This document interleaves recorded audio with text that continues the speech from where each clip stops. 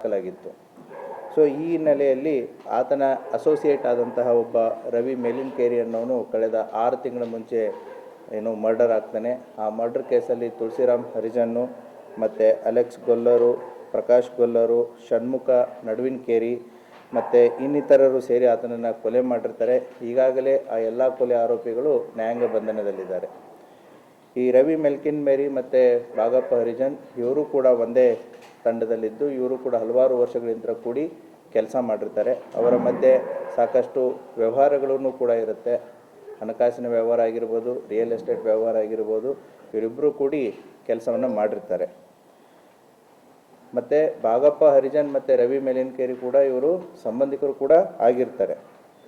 ಆದರೆ ರವಿ ಮೆಲಿನ್ಕೇರಿ ಮೃತಪಟ್ಟ ನಂತರ ಈಗೇನು 6 ತಿಂಗಳಾದ ನಂತರ ಬಾಗಪ್ಪ ಹರಿಜನ್ನು ಈತನ ತಮ್ಮನಾದಂತಹ ಪ್ರಕಾಶ್ ಮೆಲಿನ್ಕೇರಿ ಏನಿದ್ದಾನೆ ಆತನಿಗೆ ಸಾಕಷ್ಟು ಒತ್ತಡವನ್ನು ತರ್ತಾ ಇರ್ತಾನೆ. ಏನಂದರೆ ರವಿ ನನ್ನ ಹೆಸರಲ್ಲಿ ಸಾಕಷ್ಟು ಆಸ್ತಿಯನ್ನು ಮಾಡಿದ್ದಾನೆ, ಸಾಕಷ್ಟು ದುಡ್ಡನ್ನು ಮಾಡಿದ್ದಾನೆ, ವಾಹನಗಳನ್ನು ಮಾಡಿದ್ದಾನೆ, ಆ ಎಲ್ಲವನ್ನು ಕೂಡ ನನಗೆ ವರ್ಗಾಯಿಸಿ ಅಂತಂತೇಳಿ ಅವನಿಗೆ ಪೀಡಿಸ್ತಾ ಇರ್ತಾನೆ. ಯಾರಿಗೆ? ಪ್ರಕಾಶನಿಗೆ. ಅಷ್ಟೇ ಅಲ್ಲದೇ ಇಷ್ಟೆಲ್ಲ ಕೊಡೋಕ್ಕಾಗದೇ ಇದ್ದರೆ 10 ಕೋಟಿ ರೂಪಾಯಿ ಕೊಡಿ ಅಂತಂಥೇಳಿ ಬಾಗಪ್ಪ ಹರಿಜನ್ನು ಪ್ರಕಾಶ್ ಮೆಲಿನ್ಕೇರಿ ಮೇಲೆ ಒತ್ತಡವನ್ನು ಹೇರ್ತಾ ಇರ್ತಾನೆ. ಇದು ಯಾವ ಹಂತಕ್ಕೆ ಹೋಗುತ್ತೆ ಅಂತಂತಂದರೆ, ದುಡ್ಡು ಕೊಡೋಕ್ಕಾಗದೇ ಇದ್ದರೆ, ಆಸ್ತಿ ಕೊಡೋಕ್ಕಾಗದೇ ಇದ್ದರೆ ಅವಾಚ್ಯವಾಗಿ ಆತನ ಅಣ್ಣನ ಹೆಂಡತಿಯ ಬಗ್ಗೆ ಈತ ಬಾಗಪ್ಪ ಹರಿಜನ್ನು ಮಾತಾಡಿರ್ತಾನೆ. ಸೊ ಇದರಿಂದ ಬೇಸತ್ತಂಥ ಪ್ರಕಾಶ್ ಮೆಲಿನ್ಕೇರಿ ಏನು ಮಾಡ್ತಾನೆ ಅಂತಂತಂದರೆ ಆತನ ಸ್ನೇಹಿತರಿಗೆ ಇದರ ಬಗ್ಗೆ ಡಿಸ್ಕಷನ್ ಮಾಡ್ಕೊಂಡಿರ್ತಾನೆ. ಸೊ ಯಾವಾಗ ಈ ವಾದ ವಿವಾದದಲ್ಲಿ ಒಂದು ದಿನ ಬಾಗಪ್ಪ ಹರಿಜನ್ ಏನು ಹೇಳ್ತಾನೆ ಅಂತಂದರೆ ಪ್ರಕಾಶ್ಗೆ, ನಿನ್ನ ಅಣ್ಣನಿಗೆ ಆದಂಥ ಗತಿನೇ ನಿನಗಾಗತ್ತೆ, ಹೌದಾ, ಅದೇ ರೀತಿ ನಿನಗೆ ಮಾಡುತ್ತೆ ಅಂತಂತ ಹೇಳಿದಾಗ ಪ್ರಕಾಶ್ ಮೆಲಿನ್ಕೇರಿಗೆ ಕನ್ಫರ್ಮ್ ಆಗುತ್ತೆ ನಮ್ಮಣ್ಣನ ಹೊಡಿಸಿದ್ದು ಬಾಗಪ್ಪ ಹರಿಜನನ್ನೇ ಅಂತಂತ ಹೇಳಿ.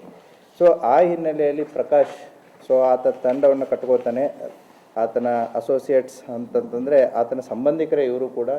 ರಾಹುಲ್ ತಳಕೇರಿ ಈತ ಹೊರ್ತಿಯವನು, ಅದೇ ರೀತಿ ಸುದೀಪ್ ಕಾಂಬ್ಳೆ ಇವನು ಅಗರ್ಕೇಡ್ದವನು, ಮತ್ತು ಮಣಿಕಂಠ ಬೆನಕೊಪ್ಪ ಅಂತಂತ ಹೇಳಿ ಈತ ಸುದೀಪ್ನ ಫ್ರೆಂಡು. ಮತ್ತು ಕಳೆದ ಸುಮಾರು ತಿಂಗಳಿಂದ ಈತ ಇಲ್ಲಿ ರವಿ ಜೊತೆಗಾಗಿರ್ಬೋದು ಮತ್ತು ಪ್ರಕಾಶನ ಜೊತೆಗೆ ಆಗಿರ್ಬೋದು ಈತ ಸ್ನೇಹಿತನಾಗಿ ಕೆಲಸ ಮಾಡ್ತಾ ಇರ್ತಾನೆ. ಈತ 4ನೇ ಆರೋಪಿ ಆದಂತಹ ಮಣಿಕಂಠ ಬೆನಕೊಪ್ಪ ಈತ ಬೈಲಂಗುಲದವನು ಇರ್ತಾನೆ. ಸೊ ಈ 4 ಜನ ಸೇರಿ ಅವತ್ತಿನ ದಿನ 11ನೇ ತಾರೀಕು ರಾತ್ರಿ 9ವರೆಗೆ over a period of time watch ಮಾಡಿರ್ತಾರೆ. ಯಾಕಂತಂದರೆ ಪ್ರಕಾಶನಿಗೂ ಕೂಡ ಈ ಬಾಗಪ್ಪನ ಎಲ್ಲ ಮೂಮೆಂಟ್ಸ್ಗಳು ಎಲ್ಲಿ ಹೋಗ್ತಾನೆ ಎಲ್ಲಿ ಬರ್ತಾನೆ ಕೂಡ ಗೊತ್ತಿರುತ್ತೆ. ಯಾಕಂತಂದರೆ they were part of the same team. So ಆ ಹಿನ್ನೆಲೆಯಲ್ಲಿ ಅವತ್ತಿನ ದಿನ ಈತನನ್ನು ವಾಚ್ ಮಾಡಿ ಒಂದು ಆಟೋ ಒಂದು 2 ವೀಲರ್ದಲ್ಲಿ ಏನು ವಾಕ್ ಮಾಡ್ತಾ ಇರ್ತಾನೆ. ಆ ಸಂದರ್ಭದಲ್ಲಿ ಬಂದು ಆತನನ್ನು ಈ ಪಿಸ್ತೂಲು, ತಳವಾರು ಮತ್ತು ಈ ಕೊಡ್ಲಿ ಯಂತ್ರ ಮಾರಣಾಂತಿಕವಾಗಿ ಹಲ್ಲೆ ಮಾಡಿ ಕೊಲೆ ಮಾಡಿ ತಪ್ಪಿಸ್ಕೊಂಡಿರ್ತಾರೆ. ಆ ಹಿನ್ನೆಲೆಯಲ್ಲಿ DYSP ಸಿಟಿ ಎಲ್ಗಾರ್ ಅವರ ನೇತೃತ್ವದಲ್ಲಿ ತಂಡವನ್ನು ರಚಿಸಿರುತ್ತೆ.